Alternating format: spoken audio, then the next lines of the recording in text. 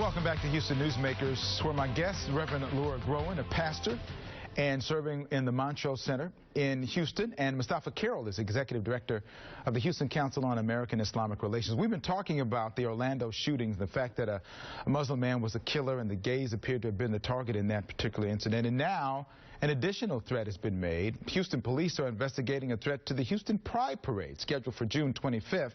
And it's this tweet that's getting the attention of law enforcement. It reads, "There will be a massive shooting at the Pride Parade in Houston, Texas." Reverend Groen, what do you think when you see something like that, which is not only just a generic threat, it's the threat directed directly at your community?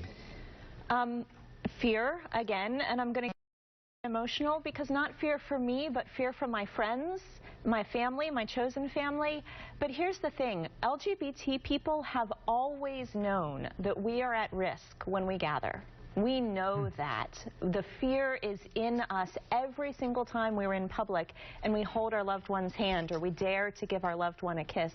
And it has always been true. The first Pride Parade was a response to violence against us, and it has always been true that our response to violence against us is to dance and to throw glitter and to march down the street and to celebrate. That's one of the most beautiful things about our community, and it's not going to stop this year. We're going to be there dancing and marching and throwing glitter and listening to the music and celebrating, because that's what our community does when we're under threat. Well, in this case, in this environment, the threats aren't just against the gay community. One of the most recent threats, again, against the Muslim community as well, the threat in Seattle. And this was a man arrested last week for threats against a mosque. He claimed to have purchased an assault rifle and extra ammunition. He had posted Facebook comments like, "The final crusade against Islam has begun and revenge is a beautiful thing."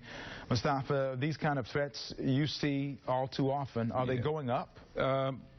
I think they're staying steady. I don't think they're going up. But, you know, whenever we'll see a spike in those kinds of threats whenever there's an incident.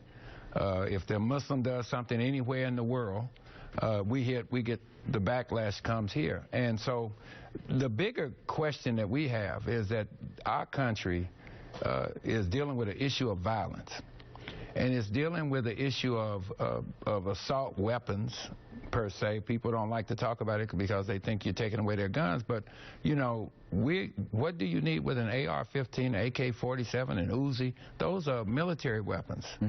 And so we have an issue with that. And I think both of our traditions teach that violence as an action comes from violence in your hearts and violence in your words.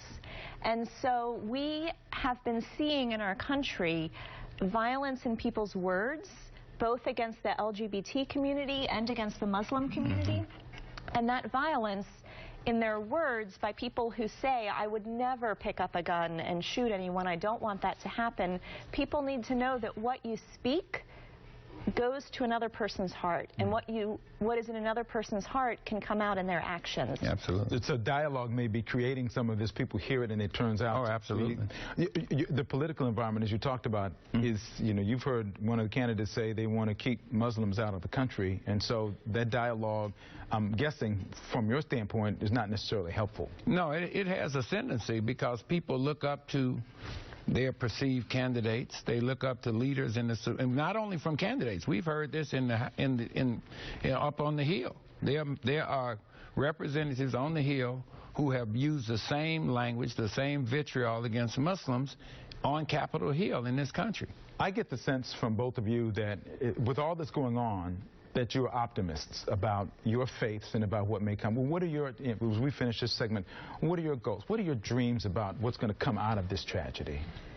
It's part of my faith to know that good is stronger than evil and love is stronger than hate. So yes, I believe that in the end, the arc of moral justice is long, but it bends towards goodness, and that will happen when people of faith, when people of no faith come together and choose love over hate. Mustafa? The same way, same thing here. I believe that it ultimately good always wins out. I believe, and you can't be a Muslim or any other faith for that matter and not believe that. I mean, that's part of our mantra. Well, I hope that it does come true the way you presented this morning. Thank you for being here. Thank you. Thank you very much. And good luck in the Pride Parade, and good luck in your efforts to go ahead and change